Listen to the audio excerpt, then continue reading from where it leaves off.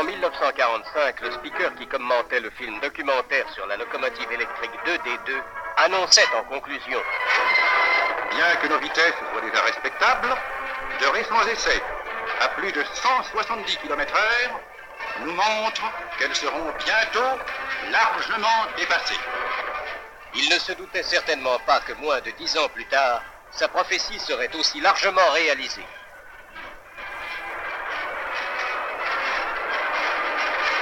En effet, en février 1954, la locomotive CC 7121, remorquant un train de 3 voitures, bat le record du monde de vitesse sur voie ferrée. Or donc, ce jour-là, vendredi 19 février 1954, à midi, en gare de Dijon, le train d'essai vient prendre place à quai. Il s'agit aujourd'hui de franchir le seuil des 200 km à l'heure dont on s'était rapproché les 2 jours précédents. Ce n'est pas à l'aveuglette et sans contrôle qu'on s'était lancé dans pareille entreprise. Des appareils Mosin à quartz piézoélectrique montés sur les essieux moteurs permettent de mesurer les efforts latéraux exercés dans la voie. On enregistre par ailleurs les caractéristiques de fonctionnement des moteurs. Pour toutes ces mesures, des câbles relient la locomotive à la première voiture. Un miroir rétroviseur permettra d'observer et de filmer en marche le mouvement du pantographe sur la caténaire. Installés dans un compartiment de la première voiture, les appareils enregistreurs donneront en chaque point du parcours d'abord l'intensité totale en ampères du courant capté, puis la tension en volts de la caténaire au contact du pantographe et enfin la puissance en kilowatts absorbée au même poids par la machine. Celle-ci atteindra au maximum 5000 kW sous une tension un peu supérieure à 1700 volts.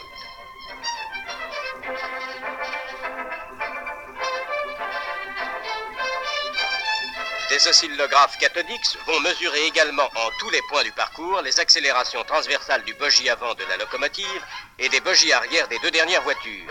Et simultanément, les efforts exercés latéralement dans la voie par les premiers et troisième essieux de la locomotive qui sont les plus nocifs.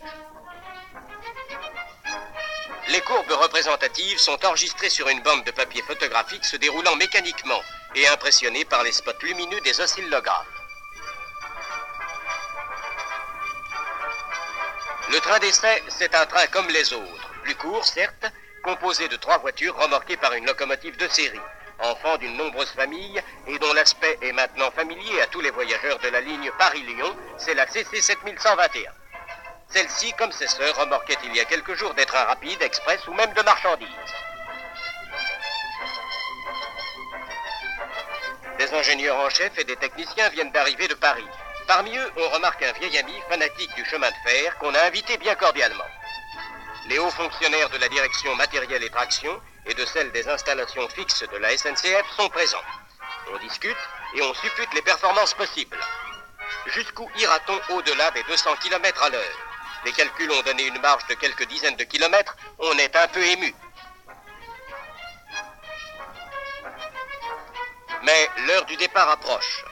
Sans être idéal, le temps n'est pas maussade et le vent est nul. En voiture pour le record du monde. Signal de départ comme pour un train ordinaire. Ça y est, les dés sont jetés. On est parti.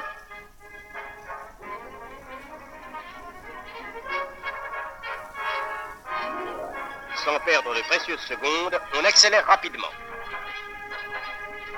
À la sortie de Dijon, le train vient de passer à 140 au point limite qui lui avait été fixé.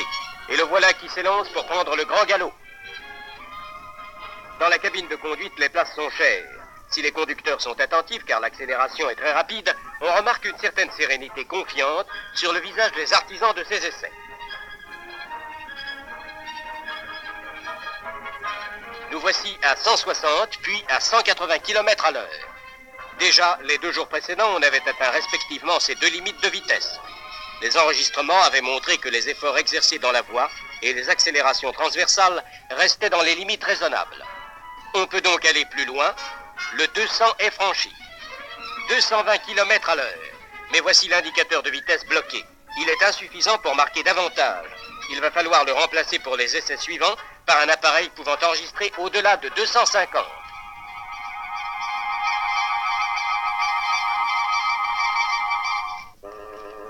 Deux jours plus tard, le dimanche 21, nouvel essai dans les mêmes conditions. La preuve a été faite qu'on peut dépasser le 220. On ira plus vite encore si possible.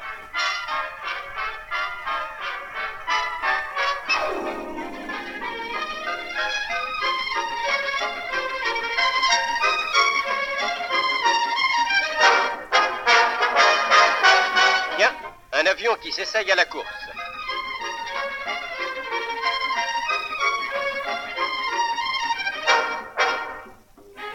On atteint de nouveau le 200 à l'heure et notre concurrent aérien a bien du mal à tenir la vitesse. Des voyageurs cobayes sont dans les couloirs des voitures et ne paraissent pas s'en trouver mal. D'autres, confortablement assis, ne sont pas du tout impressionnés par le défilement de plus en plus rapide des paysages traversés.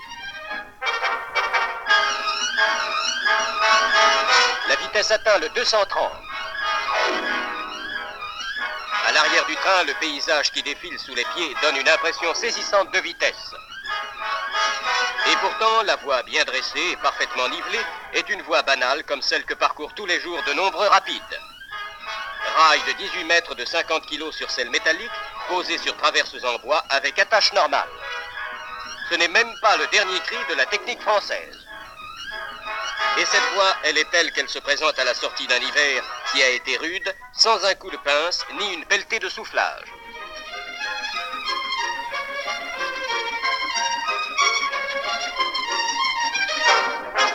La voiture est remarquable de stabilité et les oscillations transversales sont très acceptables. Dans la cabine arrière de la locomotive, des observateurs regardent le mouvement du pantographe dans la glace rétroviseur.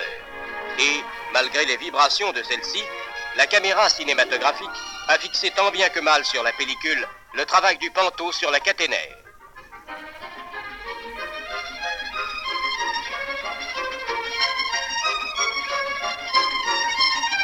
Plus vite, toujours plus vite. Le 240 à l'heure est franchi et tout va bien à bord. Les chronométreurs contrôlent la vitesse avec application. Tous les records précédents réalisés par des engins spécialement conçus, 202 km à l'heure en locomotive vapeur et 210 en traction électrique, sont pulvérisés.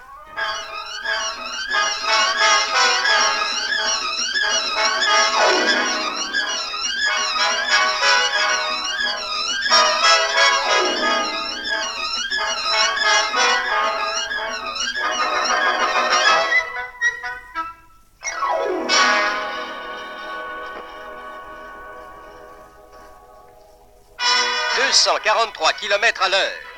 Non seulement les chronométrages, mais l'appareil flamand a enregistré fidèlement et authentiquement les vitesses réalisées. Une locomotive française de série construite par la société Alstom et remorquant des voitures de voyageurs normales emporte et de loin le record du monde de vitesse sur voie ferrée. Et cela méritait que quelques jours plus tard, en gare de Paris-Lyon, la cérémonie de la remise du ruban bleu à la machine du record soit présidée par le ministre des Travaux publics lui-même.